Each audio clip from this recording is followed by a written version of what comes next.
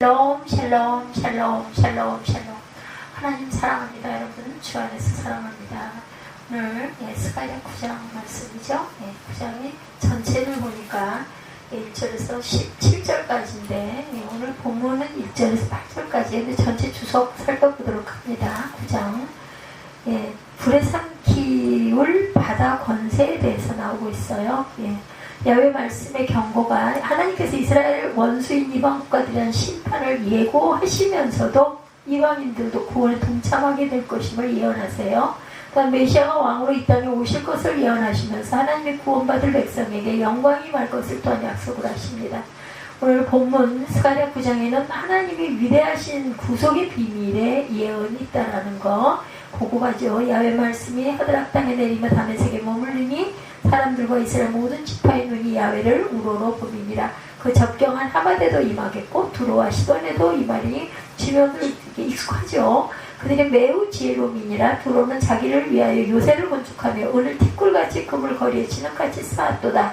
주께서 그를 정복하시며 그의 권세를 바다에 쳐넣으시리니 그가 불에 삼켜질지라. 한 번 읽어볼 때랑 두 번 읽어볼 때랑 들을 때랑 또 좀 다릅니다.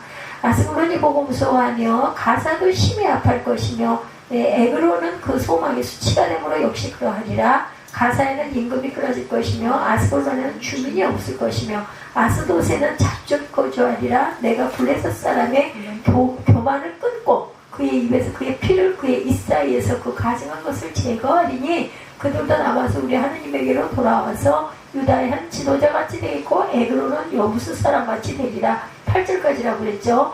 내가 내 집을 둘러 진을 쳐서 석분을 막아 거기 왕래하지 못하게 할 것이라. 포악한 자가 다시는 그 지경으로 지나지 못하게 하리니 이는 내가 눈으로 친히 보았다. 그래서 적군도 못하고 다니지 못하게 하겠다 이렇게 말씀하죠. 불에 삼키울 바다 권세에 대해서 말씀하죠. 야훼 말씀의 경고가 하드락 땅에 임하며 다메섹에 머문다는 본문의 말씀은 하나님의 심판 예언이라는 거. 이방 나라에 대한 하나님의 심판의 경고는 곧 이스라엘의 구원의 때가 임했음을 의미합니다. 이제 이스라엘이 하나님께로 돌아오게 된 상황에서 아수르는 하나님의 심판의 대상이 되었어요. 하나님께서는 두로와 시돈에 대해 심판을 선포하셨는데 그 이유는 뭐 때문에? 교만함 때문이다. 하나님께서 두로와 시돈의 바다 권세를 치셔서 불로 삼키게 하실 것을 선언하심으로 교만한 자가 멸망당할 수밖에 없는 역사적 교훈을 주셨어요. 열왕을 풍부케 한 무역입니다. 에스겔 27장 33절에 보면요. 내 물품을 바다로 실어낼 때에 내가 여러 백성들을 풍족하게 하였습니다. 내 재물과 무역품이 많음으로 세상 왕들을 풍부하게 하였었도다. 이렇게 말하고 있습니다. 진노의 날에 무익한 재물입니다. 잠언 11장 4절에 재물은 진노하시는 날에 무익하나 공의는 죽음에서 건지느니라. 물질적인 것들은 있어봤자 있을 때 뿐이지 아무 소용이 없는데 공의는 죽음에서 건져지느니라. 교만으로 심판을 받을 블레셋에 대해서도 말씀하죠.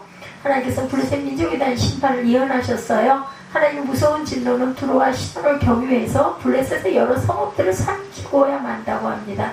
하나님께서 블레셋도 회개하고 돌아와서 하나님의 백성이 될 것임을 예언하시므로 하나님의 징벌이 그들을 멸망시키기 위함이 아니고 회개시키기 위한 징계의 채찍이 될 것임을 또한 교훈합니다. 하나님께서 유대인이나 이방인이나 차별 없이 구원할 자를 택하시고 여러 가지 역사를 통해서 그들을 구원하시는 구원주이셨어요. 여기서 하나님께서는 공의로 오실 뿐만 아니라 자비와 긍휼이 한없으신 은혜의 하나님이심을 증거하죠.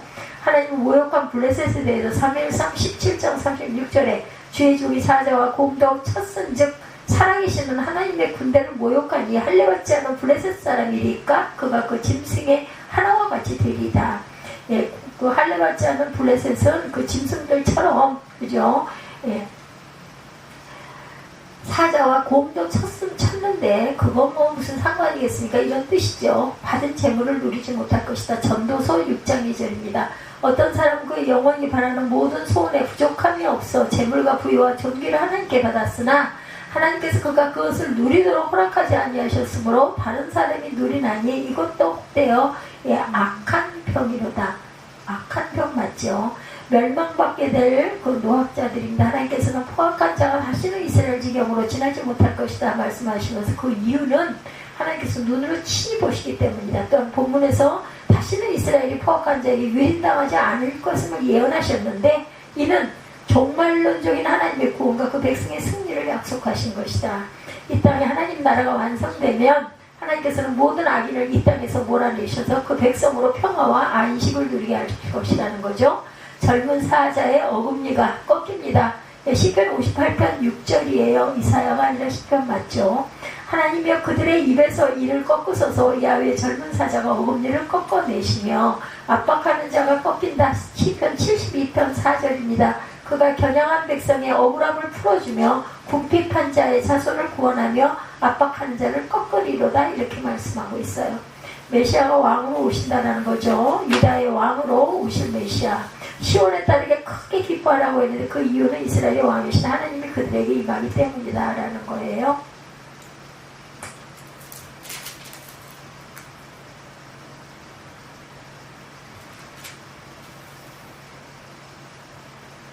팔절에 보니 내가 내 집을 둘러짐을 쳐 적군을 막아 거기 왕래하지 못하게 할 것이라. 포악한 자가 다시는 그 지경으로 지나가지 못하리. 이는 내가 눈으로 친히 본. 9절에 나오네요. 시온에 따라 이제 8절까지의 내용인데 이제 전체는 9절에 시온에 따라 크게 기뻐할지어다. 예루살렘에 따라 즐거이 부를지어다. 보라 내 왕이 내게 임하시나니 그는 공의로우시며 구원을 베푸시며 겸손하여서 나귀를 타시나니 나귀의 작은 것 곧 나귀 새끼니라. 타셨죠. 예수님이 오셔서. 그죠? 내가 에브라임의 병과 예루살렘의 말을 끊겠고 전쟁하는 활도 끊으리니 그가 이방 사람에게 화평을 전할 것이요 그의 통치는 바다에서 바다까지 이르고 유브라데 강에서 땅끝까지 이르리라. 또 너로 말할진대 내 언약의 피로 말미암아 내가 내 갇힌 자들을 물없는 구덩이에서 놓았나니. 12절에 갇혀있으나 소망을 품은 자들아 너희는 요새로 돌아올지니라. 내가 오늘도 이르노라. 내가 내게 갑절이나 갚을 것이라. 내가 유다를 당긴 할로 삼고 에브라임을 끼우고 화살로 삼았으니 시온아 내가 내 자식들을 이렇게 힐라 자식들을 치게 하며 너를 용사의 칼과 같게 하리라. 야훼께서 그들 위에 나타나서 그들의 화살을 번개같이 쏘아대실 것이며 주 야훼께서 나팔을 불게 하시며 남방 해오리바람을 타고 가실 것이라. 만군의 야훼께서 그들을 코이하시더니 그들이 원수를 삼키며 물맷돌을 밟을 것이며 그들의 피를 마시고 즐거이 부르기를 술 취한 것 같이 할 것인즉 피가 가득한 동요와도 같고 피 묻은 제단 모퉁이와도 같을 것이라. 이날에 그들의 하나님 야훼께서 그들을 자기 백성의 양떼같이 구원하시니 그들의 왕관의 보석같이 야훼 땅에 빛나리로다. 그의 형통함과 아름다움이 어찌 그리 큰지 곡식은 청년을 새 포도주는 처녀를 강건하게 하리라. 희망의 말씀이죠. 유다의 왕으로 오실 메시아. 본문에서 젊은 사자의 제가 여기 빠졌네요. 젊은 사자의 어금니가 꺾인다. 시편 58편 6절에 하나님이 그들의 입에서 이를 꺾으소서. 야훼의 젊은 사자의 어금니를 꺾어내시며 또 72편 4절에 임박하는 자가 꺾인다고 그가 가난한 백성의 억울함을 풀어주며 궁핍한 자의 자손을 구원하여 압박하는 자를 꺾으리로다 말씀하죠. 그래서 왕으로 오실 메시아가 등장합니다. 유다의 왕으로 오실 메시아. 본문에서 시온에 따르게 9절에 크게 기뻐하라고 했는데 그 이유는 이스라엘의 왕이신 하나님이 그들에게 임하기 때문이다. 하나님 이스라엘의 왕이 되심은 그 하나님께서 이스라엘을 지키시고 보호하시며 그들의 필요를 책임져 주신다라는 의미예요. 10절에 내가 에브라임의 병과 예루살렘의 말을 끊겠고 전쟁하는 활도 끊으리니 그가 이방 사람의 화평을 전할 것이요 그의 통치는 바다에서 바다까지 이르고 유브라데 강에서 땅끝까지 이르리라. 또 너로 말할진대 내 언약의 피로 말미암아 내가 내 갇힌 자들을 물없는 구덩이에서 놓았나니 갇혀있으나 소망을 품은 자들아 너희는 요새로 돌아올지니라. 내가 오늘도 일어노라. 내가 내게 갑절이나 갚을 것이라. 이렇게 12절까지 말씀이죠. 그러면 왕이신 하나님 이스라엘에게 임하시면 곧 이스라엘에게 구원을 베푸심을 의미합니다. 이스라엘은 한때 하나님께 징벌을 받아 이방의 포로가 되는 고난을 당했지만 하나님의 은혜로 인해서 다시 해방되어 예루살렘을 돌아와 거하게 되었고 그렇게 됐죠. 다른 이방 나라들이 하나님의 심판을 받아 멸망을 당하는 중에도 하나님의 보호하심과 구원을 받을 수 있었던 것이다. 이스라엘이 지금도 존재하죠. 그래서 이스라엘이 있다고 하면 깜짝 놀라는 그러한 청년도 있더라고요. 시온에서 신앙, 이스라엘 책에 성경에 나오는 이스라엘 맞아? 이러면서 시편 2편 6절에 내가 나의 왕을 그 거룩한 산 시온에 세웠다 하시리로다. 다윗의 위에 앉으신 왕입니다. 이사야 9장 7절이죠. 그 장사가 평강에 더함이 무궁하며 또 다윗의 왕좌와 그의 나라라 군림하여 그 나라를 굳게 세우고 지금 이후로 영원히 정의와 공의로 그것을 보존하실 것이라. 만군의 야훼 열심히 이를 이루시리라. 겸손한 왕으로 오실 메시아입니다. 본문에 이스라엘의 왕이신 하나님이 겸손하셔서 나귀 새끼를 타신다고 증거하고 있어요. 이는 예수께서 사형 말기에 예루살렘에 입성하실 때 나귀 새끼를 타심으로 성취된 것으로 그리스도께서 겸손하심으로 구속을 이루시고 모든 죄인을 구원하시고 그들의 왕이 되심을 의미합니다. 그리스도는 하늘 보좌 우편을 버리고 스스로 낮아지셔서 인간의 모습으로 이 땅에 오셨을 뿐만 아니라 십자가의 가장 낮은 자리에 처하셨죠. 마음이 오냐고 겸손하신 주님이시죠. 마태복음 11장 29절입니다. 예, 나는 마음이 오냐고 겸손하니 나의 멍에를 메고 내게 배우라. 그리하면 너의 마음이 쉼을 얻으리라. 배우라 그래요. 그럼 쉼을 얻을 수 있다고. 안 배우니까 죽을 것 같고 사람을 쉼을 무시게 한다는 소리가 나오는 거예요. 이는 내 멍에는 쉽고 내 짐은 가벼우니라 하십니다. 나귀 새끼를 타셨어요. 그죠? 마가복음 11장 7절입니다. 나귀 새끼를 예수께로 끌고 와서 자기들의 겉옷을 그 위에 얹어 놓음에 예수께서 타시니 화평의 왕으로 오신 메시아에 하나님께서 에브라임의 병과 예루살렘의 말을 끊으시겠다고 예언하심으로 전쟁에 필요한 모든 것을 제하실 것을 약속하시죠. 이는 모든 전쟁이 사라지고 오직 평화와 안녕만 임할 것을 약속한 것으로 메시아 시대에 임할 이러한 평화는 그리스도의 구속의 목적이기도 합니다. 그리스도로 말미암아 이루어지는 화평은 이스라엘 백성에게 뿐만 아니라 모든 이방 사람에게까지 전해지죠. 이는 그리스도의 평화의 복음이 세상에 널리 전파됨으로 이루어지는데 그리스도의 복음이 증거되는 곳에는 영적인 평화가 임하게 되는 것이다. 화평의 복음입니다. 사도행전 10장 36절에 이는 하나님 아버지의 뜻에 순종하는 겸손으로 구속의 뜻을 이루신 것이다. 원수되는 것은 십자가로 소멸하시죠. 에베소서 2장 16절입니다. 또 십자가로 이들을 한 몸으로 하나님과 화목하게 하려 하심이라. 원수된 것을 십자가로 소멸하시고 구원받은 자들에 대한 번영을 약속합니다. 보장으로 돌아와 구원받은 자. 10절부터 볼까요? 11절부터 볼까요? 너로 말할진대 언약의 피로 말미암아 내가 내 갇힌 자들을 물없는 구덩이에서 놓았나니 12절에 갇혀있으나 소망을 품은 자들아 너희는 요새로 돌아올지니라. 내가 오늘도 이르노라. 내가 내게 간절이나 갚을 것이라. 내가 유다를 당긴 활로 삼고 에브라임을 끼우는 화살로 삼았으니 시온아 내가 내 자식들을 일으켜 헬라 자식들을 치게 하며 너를 용사의 칼과 같게 할 것이라. 야훼께서 그들 위에 나타나 그들의 화살을 번개같이 쏘아내실 것이며 주 야훼께서 나팔을 불게 하시며 남방 회오리 바람을 타고 가실 것이라. 만군의 야훼께서 그들을 호위하시리니 그들이 원수를 삼키며 물맷돌을 밟을 것이며 그들이 피를 마시고 즐거이 부르기를 술 취한 것 같이 할 것인즉 피가 가득한 동요와도 같고 피 묻은 재단 모퉁이와도 같을 것이라. 이날에 그들이 하나님 야훼께서 그들을 자기 백성의 양떼같이 구원하시리니 그들이 왕만의 보석같이 야훼 땅에 빛나리로다. 그의 형통한 그의 아름다움이 어찌 그리 큰지 곡식은 청년을 새 포도주는 처녀를 강건하게 하리라. 곡식이 끓이지 않게 주어져서 청년을 강건하게 하고 포도주가 처녀를 강건하게 한다. 잔치하는 자리가 된다라는 거죠. 화평의 복음입니다. 사도행전 10장 36절에 이는 하나님 아버지의 뜻에 순종하는 겸손의 구속의 뜻을 이루신 것이다. 원수된 것을 십자가로 소멸하셨다. 에베소서 2장 16절에 십자가로 이들을 한 몸으로 하나님과 화목하게 하려 하심이라. 원수된 것을 십자가로 소멸하시고 구원받은 자들에 대한 번영을 약속하죠. 보장으로 돌아올 구원받은 자입니다. 본문에서 언약의 피로 인해서 이스라엘의 갇힌 자들을 물없는 구덩이에서 놓을 것을 예언하시죠. 물없는 구덩이는 고난을 상징하고 있는데 이스라엘 백성이 당하는 압박과 억압을 의미하고 있습니다. 물없는 구덩이. 하나님께서는 구덩이에 물이 없으면 어떻겠어요? 거기 들어가가지고 뒤에 죽지 않겠어요? 하나님께서는 또한 소망을 품은 갇혔던 자들의 보장으로 돌아가게 될 것이다. 이는 고난 중에도 절망하지 않고 오직 하나님께만 소망을 가지고 구원을 갈구하는 자들에 대해서 하나님께서는 구원의 은혜를 베푸심을 의미합니다. 즉 이방의 포로가 되었으나 믿음을 버리지 않고 하나님께 구원을 호소한 경건한 자들과 그리스도 안에서 소망을 가지고 복음을 믿는 모든 성도를 의미합니다. 시온에 올라가게 하신다고 예레미야 31장 6절에 에브라임 산 위에서 파수꾼이 외치는 날이 있을 것이라. 이르기를 너희는 일어나라. 우리가 시온에 올라가서 우리 하나님 야훼께로 나아가자 하니라.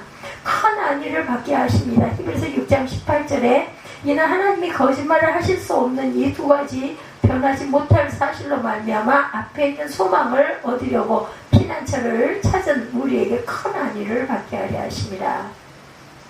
자기 백성을 지키시는 야훼죠. 하나님께서 유다로 단계발을 삼고 에브라임으로 먹이는 살을 삼았다고 하신 말씀은 이스라엘을 이방인들에 대한 심판의 도구로 삼으시고 이방 세계를 멸하시고 이스라엘을 승리케 하시겠다는 약속.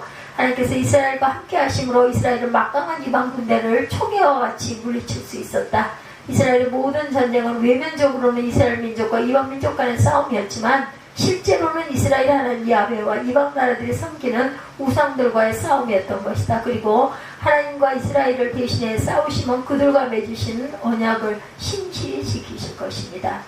약한 자가 다윗 같아요. 보면 스가랴 12장 8절에 그날의 야훼가 예루살렘 주민을 보호하리니 그 중에 약한 자가 악한 자고 약한 자 맞죠? 약한 자가 그날에는 다윗 같고 다윗의 족속은 하나님 같고 무리 앞에 있는 야훼 사자 같을 것이다.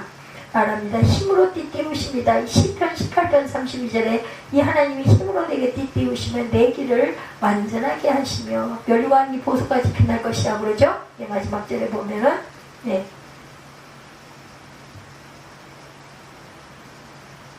멸류관이 어딨죠? 13절인가? 이거를 담는 할로 이브라임 키운 살로 섬에 내 자식들이 신뢰할 자식들 지켜내고 용서하고 그 위에 나타난 것을 범위할 때는 세워야 왕국의 약속을 호하신 그들의 원수를 삼키며 물맷대로 밟을 것이며 그들의 피를 마시고 지구의 분위기로 술취할 것 같으니 멸류관 16절 이제 그대 하나님께서 그들을 자기 백성이 한때까지 구원하시니 그들의 왕관의 보석같이 여호와의 땅에 빛나리로다. 16절에 그렇게 말씀하고 있습니다. 하나님께서 이스라엘의 원수를 멸하시고 이스라엘 백성을 구원하시는 날에 구원받은 야훼 백성은 하나님 주신 땅 가나안의 멸류관의 보석같이 빛날 것이다 하고 증거하죠. 보석같이 빛난다는 것은 하나님의 백성이 영광을 받게 될 것을 의미합니다. 하나님께서 하나님의 백성이 가나안에 거할 때 모든 일에 형통함이 있을 것임을 약속했는데 이는 그리스도인 안에서 구원받은 성도가 하나님 나라에서 영원히 누리게 될 풍요한 영광을 상징하고 있습니다. 인자하심이 보배로우시다. 시편 36편 7절에 하나님의 주의 인자하심이 어찌 우리 보배로운지요. 사람들이 주의 아래에 그늘 아래에 피하나이다. 온전히 아름다운 시온입니다. 시편 50편 2절에 온전히 아름다운 시온에서 하나님의 빛을 비추셨도다. 이렇게 되어 있어요. 그래서 스가랴 9장의 전체의 결론입니다. 하나님의 구속 계획에 따라 성도는 그리스도 안에서 구원을 받고 장차 하나님 나라에 받게 될 영광에 대한 소망을 갖게 된다. 그러므로 성도는 이 땅에서 어떠한 고난이 있더라도 실망치 말고 믿음 안에서 구원의 소망을 품고 영적 싸움에서 승리하는 삶을 살아가야 되겠다. 오늘 1절에서 8절까지 하나님의 통치 방식을 믿으라 말씀하죠. 8절에 보면 내가 내 집을 둘로 지를 쳐서 적군을 막아 거기 왕래하지 못하게 할 것이다. 포악한 자가 다시는 그 지경으로 지나가지 못하리니 이는 내가 눈으로 친히 봅니다 말합니다. 그리고 신앙생활 할 때 고통당할 때 많이 있어요. 그죠? 그 고통으로 인하여 또 연단을 통해 우리가 또 믿음이 자라가기도 하고 하나님 살아계심을 경험하기도 합니다. 우리 인간이 가진 이해력으로 그 고통의 문제를 풀기에는 어렵습니다. 그러니까 믿지 않는 사람들은 에이 말도 안 돼 그런 게 어디서 소리가 나오죠. 고대 메소포타미아의 그 창조 신화에는 메뉴마 엘리쉬입니다. 그 표기로는 에뉴마로 나와 있는데 에뉴마 멜리쉬 인간은 악한 신의 피로 만들어진 더럽고 천한 존재이기 때문에 신들의 안식을 위해 평생 고통하는 노동해야 한다 이런 뜻을 갖고 있네요. 보니까 리어스텐 68페이지 증거하네요. 그러니까 만약에 우리 인간이 신화에 나타난 존재라면 고통을 체념하며 받아들일 수 있을지 모르겠죠.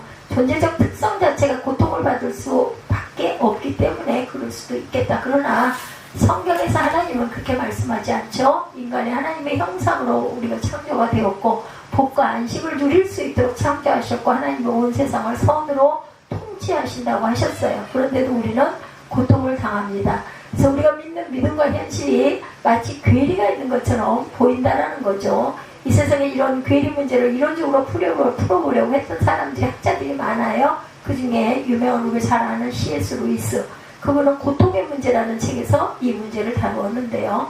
사람들이 일반적으로 우리가 믿는 교리와 현실을 비교하면서 하나님이 선하다면 자신이 만든 피조물에게 완벽한 행복을 주고 싶어 할 것이며, 하나님이 전능하시다면 그 소원대로 할 수 있을 것인데 현실적으로 인간은 행복하지 않고 고통이 많다, 이렇게 증가하고 있습니다.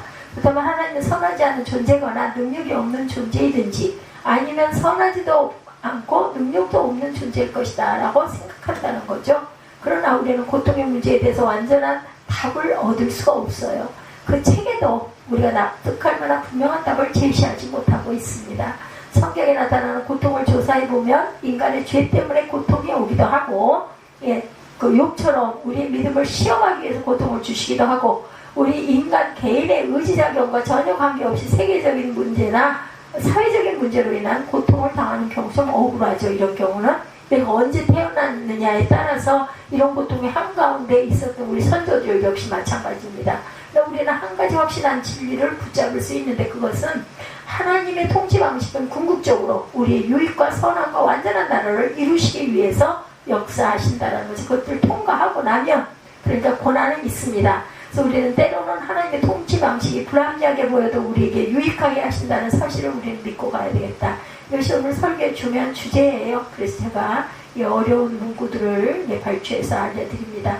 첫째, 스가랴서의 문맥에서 이 본문의 위치를 봅니다. 모든 성경은 우리의 구원과 신앙생활의 유익을 위해서 주신 말씀이기 때문에 어느 한 부분도 우리가 소홀히 다루어서는 안 되는데, 스가랴는 다리오 왕 2년 8월에 이렇게 얘기하고 있죠.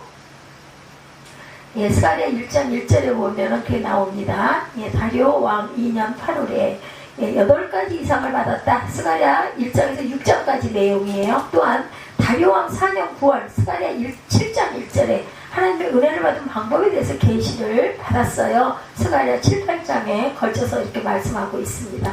여기에 나오는 다리오는 페르시아의 왕입니다. 다리오는 페르시아의 3대 왕으로 주전 552년부터 486년까지 통치한 왕이다. 그러면은 몇 년이죠? 대략 14년하고 22년이니까 36년 정도 통치했어요. 이 왕의 재위 2년은 주전 520년, 주님 오시기 전 520년, 재위 4년은 주전 518년이 됩니다. 그러면 스가랴 9장에서 14장을 언제 받은 하나님의 말씀일까? 언제 스가랴가 이 상을 받았을까인 거죠.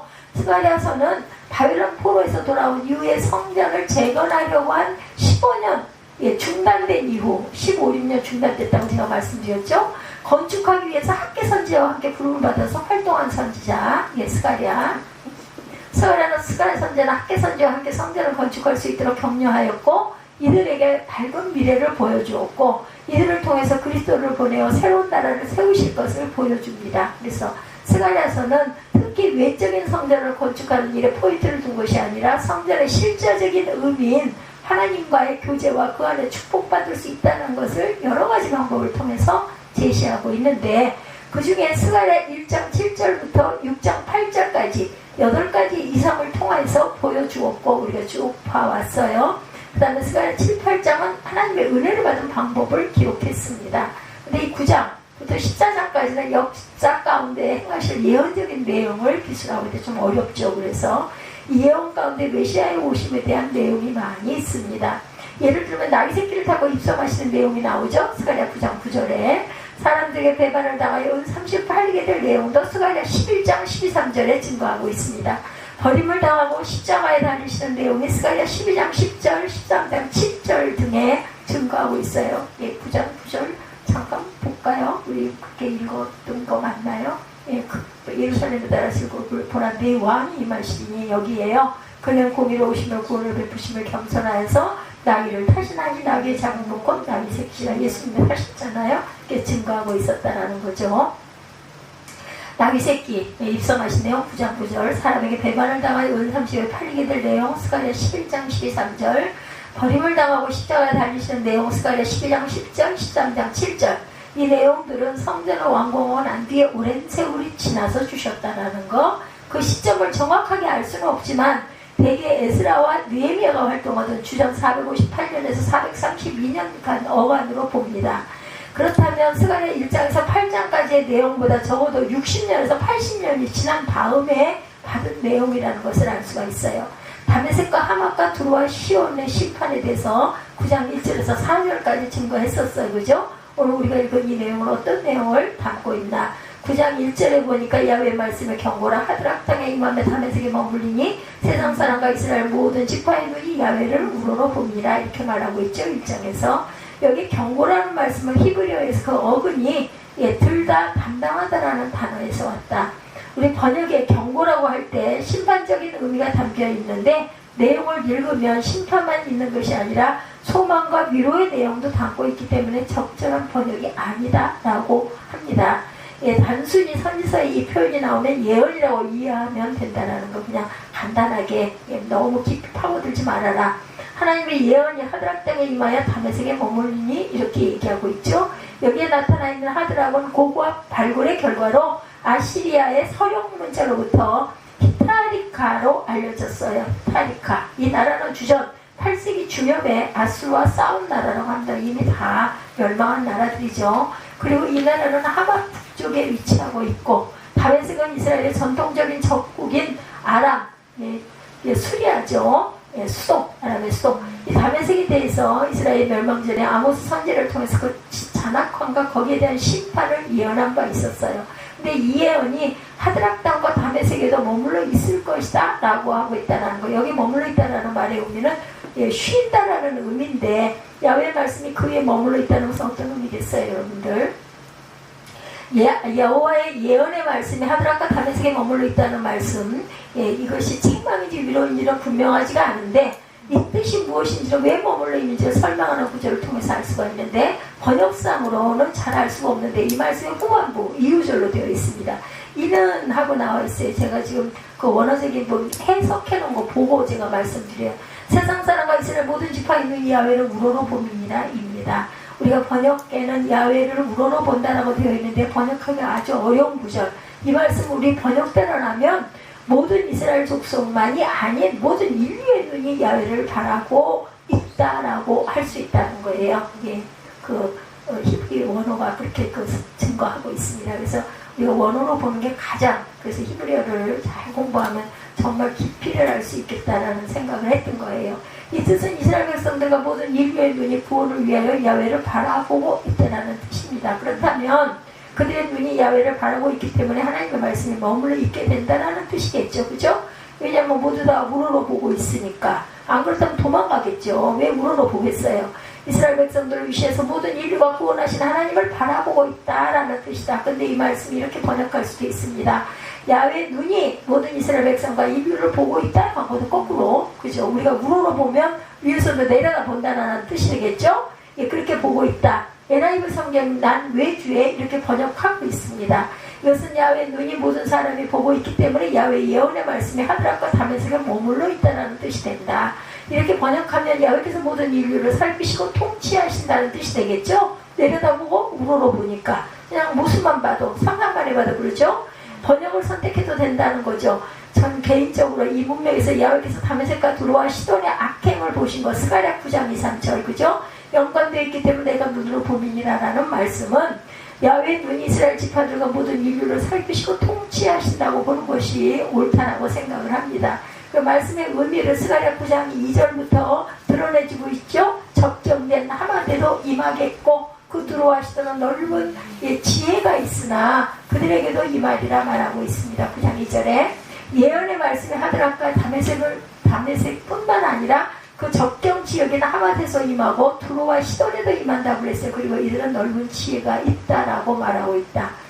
본래 두루와 시돈 사람들은 상업에 능통하고 일찍부터 해외 무역에 관심을 많이 가진 사람들로 학예술이 굉장히 발달되어 있다고 그래요.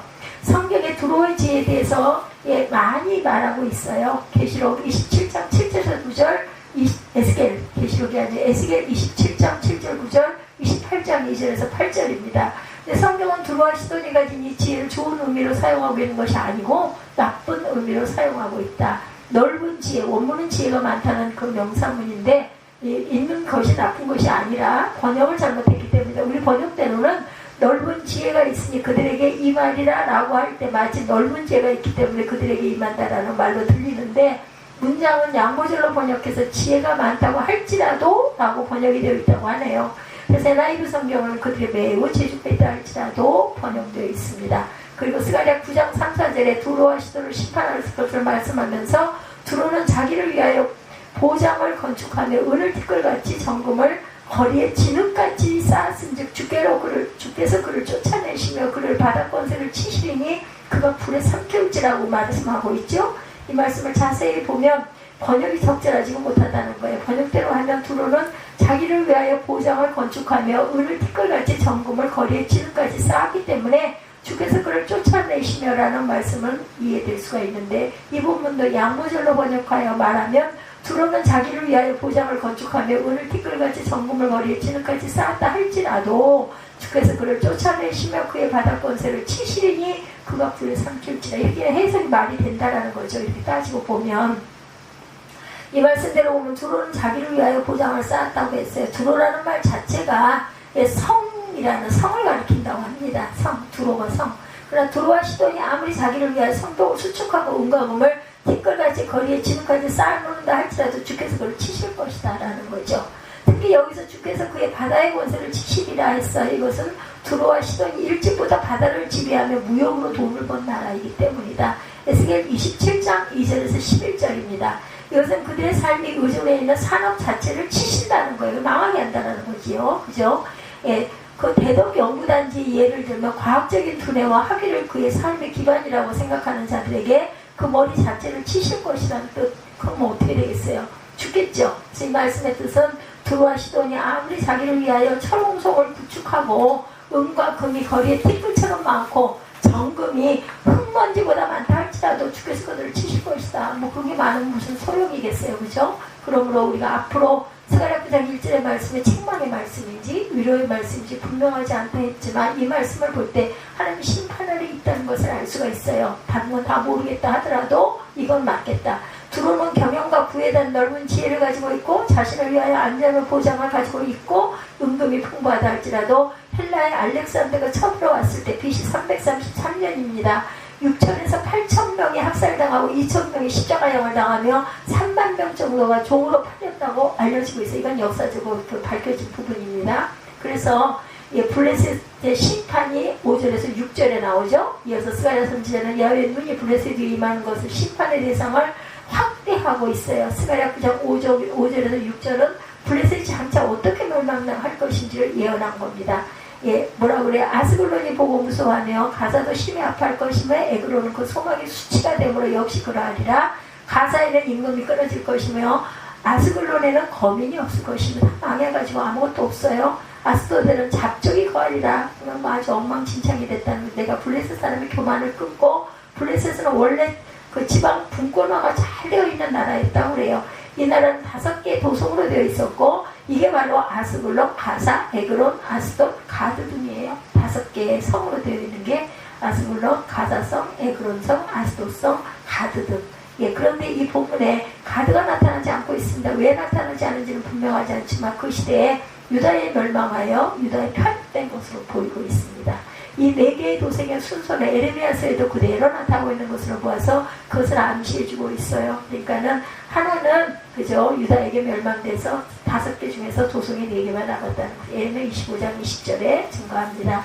하나님의 심판이 다메섹과 두로와 시돈에도 임하는 것을 보고 블레셋의 성읍들 가운데 아스글론을 무서워하고 거민이 없을 것이며 가사는 심히 아파할 것이며 에그론은 그 소망의 수치가 될 것이며 가사에는 임금이 끊어질 것이고 아스돗은 잡종이 거할 것이다 말하죠. 예, 이들이 그렇게 느낀 것은 특히 당시 해상무역과 크고 강한 성으로 무장된 두로가 헬라의 알렉산더에서 멸망되는 것을 보았기 때문이다. 실제 그렇게 됐어요. 알렉산더에 의해서. 특히 가사가 심히 아파한다는 말은 몸이 고통으로 인하여 뒤트는 것. 예, 원어적으로 그렇게 해석이 되어 있습니다. 트위스트 인 페인 이렇게 나와 있네요. 예, 영어로는.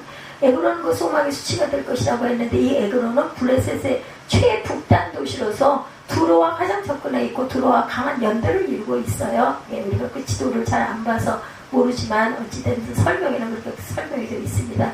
거기다가 소망을 두었는데 하나님의 그 나라를 치셨기 때문에 소망이 부끄럽게 되었다는 것, 또는 이 의미로 소망이 말라버렸다는 뜻도 된다는 거. 결국 망했다는 거죠. 그래서 NIV 성경은 시들었다로 보고 있습니다. 후자의 의미를 선택한 것으로 볼 수가 있죠. 그리고 가사는 임금이 끊어질 것이다. 이 예언의 말씀대로 가사는 알렉산더에 의해서 포로로 끌려갑니다. 이 증거는 알렉산더와 같은 시대에 살았던 역사가 헤게시아스가 기록하고 있고 포로로 끌려간 것으로 확실하게 기록되어 있어요. 아스도세는 잡족이 걸 것이라고 했는데 이 잡족은 간통으로 생겨난 사생아를 의미할 수도 있고 혼혈아를 의미할 수도 있다. 잡족. 이것은 전쟁의 패배로 인해서 다른 민족이 지배하게 되므로 그들과 섞여 살면서 사생아를 낳기도 하고 혼혈족을 낳는 것을 의미하죠. 그래서 계속 생산은 이어지는 거죠. 나라가 멸망을 당하고 수치를 당했다는 것을 말하는 거죠. 이 모든 것은 결론 짓는 말로 블레셋 사람의 교만을 꺾을 것이다 라고 말씀하고 있어요. 그래서 우리는 모든 역사는 하나님이 주관하신다는 것을 분명하게 볼 수가 있고 이 예언의 말씀대로 헬라의 알렉산더에 의해서 다 그대로 이루어집니다. 이런 역사를 보면서 우리는 하나님 앞에서 어떻게 살아야 할 것인지. 근데 그렇다고 해서 그 알렉산더가 잘 살아있어요? 결국 33살에 죽었지 않습니까? 누가 알았겠어요? 그렇게 되리라는 것을 알 수가 없죠. 그래서 블레셋의 구원에 대해서 스가랴 9장 7절에 말합니다. 하나님께서 이방인 블레셋을 완전히 멸하지 아니하시고 구원하실 것을 약속하죠. 그 입에서 피를 이사이에서 가져간 것을 제하니 그도 남아서 우리 하나님께서 돌아와 유다의 한 두목같이 되겠고 에그로는 여부수 사람같이 되리라 이렇게 말씀하죠. 여기서 그 입에서 피를 이사이에서 가져간 것을 제하리니라는 말씀을 해석할 때 두 가지가 있는데 하나는 블레셋이 짐승같이 피를 흘리기를 좋아하고 약한 자를 삼키기를 좋아하는 포악함을 제하해버릴 것이라는 것으로 보입니다. 이거는 대문자네요. 대문자 제이 케빈이라는 사람이 주장한 거네요. 이 본문에서 가져간 것은 다니엘서에서 미운 물건 다니엘 11장 31절 12장 11절 또한 성경 안에는 가져간 것 더러운 것 나홈 3장 6절 열왕기상 11장 5절 역대하 5장 8절 이런 데 의미로 증거되어 있습니다. 이것은 우상을 의미한다고 합니다. 그래서 이 말씀은 우상이 제거될 것을 예언하고 있다. 그래서 앞에 피 있는 재물을 먹는 것을 말하는 것으로 보아야 되고 모세의 율법에 피를 먹는 행동을 금하고 있죠. 피를 마시는 행위는 이방인의 전형적인 죄로 간주하고 있어요. 그래서 우리 지금도 피째 먹는 이런 것들 되도록이면 안 먹어야 된다는 거. 이사야 65장 4절, 레위기 7장 26절, 이사야 66장 3절과 17절에 증거합니다. 그래서 입에서 피를 이사야에서 가진 것을 제할 것이라는 말씀은 하나님의 백성이 될 수 없는 잘못된 행위들은 우상을 제거하라는 뜻을 갖고 있다는 거. 어려운 문구들이 많이 나옵니다. 그러니 이게 그냥 주일날 와가지고 예배나 한번 은혜로 드리고 가가지고 이런 거 어떻게 알겠어요? 성경을 구체적으로 들여다보고 공부를 해야 알죠. 그러니까 제가 이렇게 주석을 이만큼 사용하고 있는 거를 모르는 사람들이기 때문에 그거 이해를 못할 거야 소리가 나온다는 거죠. 저는 그래도 읽으니까 그렇구나 하고 이해를 하고 갑니다. 기억을 다 하지는 못하지만 다시 보면은 이해가 되죠. 블레셋의 구원을 약속하고 있는 내용을 구체적으로 보면 그도 남아서 우리 하나님께 돌아와서 유다의 한 두목같이 되겠고 에그로는 여부수 사람같이 되리라 이렇게 말하고 있죠. 남은 자들이 우리 하나님께 돌아와 이스라엘과 이방의 한 몸을 이루게 될 것을 말하고 있어요. 여기서 두목이라는 말은 히브리어로 어프루라고 합니다. 아프루네요. 아프루라는 말로 우두머리라는 뜻, 천부장이라는 뜻. 천부장은 천부의 대장이라고 그러죠. 1000명은 한 단위로 묶고 100부장은 100명은 한 단위로 묶은 공동체를 이루었던 군대죠. 이것은 천부장 말에 이루어진 한 공동체를 의미하는 말로 보는 것이 문맥상 맞습니다. 그래서 RSB, NEB, NASB 등은 한 시족이라고 번역하고 JB는 한 가족이라고 했는데 이 의미로 보아야 할 것이다. 그래서 두목이라는 뜻보다는 의미는 블레셋의 우상을 제거하고 하나님의 가족이 된다는 뜻으로 보아야 맞다. 그리고 에그로는 여부수 사람같이 되려는 말씀은 예루살렘에 남은 여부수 사람이 이스라엘 회중에 들어와 언약의 백성이 된 것과 같이 블레셋에 거하는 사람들도 하나님의 백성이 될 것을 말해주고 있어요. 참고로 사무엘하 24장 18절에서 25절에 이 내용이 증거되어 있습니다. 그리고 이 예언은 블레셋 사람들도 나중에는 복음을 믿고 구원을 받게 될 것을 설명합니다. 신약성경에 빌립이 이디오피아의 국구성을 맡은 네시 간다기에게 세례를 준 이후에 이곳이 복음이 전해지죠. 에티오피아. 그래서 그 나라에서 우리 6.25 때 우리나라를 많이 도왔다고 그러죠. 사도행전 8장 40절에 빌립은 아소도에 나타나 여러 성을 지나다니며 복음을 전하고 가이샤에 이르느니라 이렇게 말하고 있습니다. 이 아스도는 구약성경의 블레셋 한 연방인 아스돗의 노마식 이름이에요. 이름이 조금 다르지만 아스돗의 노마색 이름입니다. 아스도가 비슷하죠. 이 말씀 이후에 스가랴 9장 8절에 하나님의 백성들을 계속해서 지키실 것을 말씀하죠. 8절에 보면 내가 내 집을 둘러치는 저 적군을 막아 거기에 왕래하지 못하게 할 것이라. 포악한 자가 다시는 그 지경으로 지나가지 못하니 이는 내가 눈으로 친히 봅니다 말이에요. 이 말씀은 하나님께서 마치 성에 진을 쳐서 성 안에 있는 사람을 보호하고 적군의 공격으로부터 방어하듯이 하나님 백성들을 넘보지 못하도록 지켜주신다라는 의미를 갖고 있다. 그 이유는 야훼 눈이 친히 지켜보고 계시기 때문이라는 것, 통치하신다는 거죠. 지켜보신다는 것, 통치입니다. 그리고 이 예언과 우리는 과연 어떤 관계가 마지막으로, 그러면 예언의 말씀과 우리 어떤 연관성이 있을까? 이 예언의 핵심적인 내용은 다메섹과 하맛과 두로와 시돈 그리고 블레셋의 모든 행동을 하나님 보시고 심판하신다는 뜻을 갖고 있고, 자기 백성과 그를 믿는 자들은 야훼 눈으로 살피고 보호하신다는 뜻을 가지고 있습니다. 이미 살펴본 바와 같이 예언의 말씀대로 하나님께서 역시 역사 가운데 헬라의 알렉산더를 통해서 다메섹과 하맛과 두로와 시돈과 블레셋을 벌하셨어요. 그죠? 그리고 하나님께서는 메소포타미아 이집트 문명 사이에 끼어서 항상 역사의 소용돌이를 겪기는 하지만 하나님께서 그의 택한 백성인 이스라엘을 보호해 주시고 그리고 메시아이신 그리스도를 보내주셨습니다. 사실이죠. 오셨죠. 그래서 누구든지 그를 믿는 사람들은 믿는 자는 구원해 주다. 딱 한 가지밖에 없어요. 조건이 그를 믿는 자를 그죠 구원해 주시죠. 우리 성경의 역사를 통해서 이스라엘의 주변국들인 다메섹, 하맛, 두로, 시돈, 블레셋은 끊임없이 고통스럽게 했다는 것을 알 수가 있어요. 그죠? 역사 속에서. 그런데 흥미로운 것은 이들 나라들이 자생적으로 그 지혜와 능력으로 성장한 것이 아니라 하나님께서 이스라엘의 언약 백성으로서의 삶의 특징들을 잃어버리고 악을 행할 때 그들을 치시기 위한 도구로 사용하기 위해서 세우셨다. 이렇게도 세우세요. 악한 자들을 이용하시기도 합니다. 또한 이스라엘의 믿음을 시험하시기 위한 도구로 이들을 또한 들어서 사용하십니다. 성경에 이들의 악행을 자세하게 기록하고 있죠. 다메섹은 철타잡기로 타작하듯이 사람들을 고문하고 고통스럽게 하였다. 아모스 1장 3절이에요. 블레셋은 전쟁에서 사로잡은 자들을 잡아 노예로 팔아넘겼다. 아모스 1장 6절입니다. 두로는 이스라엘과 맺은 조약을 지키지 아니하고 자기의 이권 때문에 파괴하고 사로잡은 자들을 노예시장에 팔았어요. 아모스 1장 9절입니다. 아모스서 1장을 읽어보면 내용을 또 쉽게 더 아시기 쉽겠어요. 이것은 이스라엘 백성들이 바벨론 포로로 끌려가기 전에 행한 일인데 바벨론 포로에서 돌아왔어도 이런 여전히 이스라엘 백성을 고통스럽게 합니다.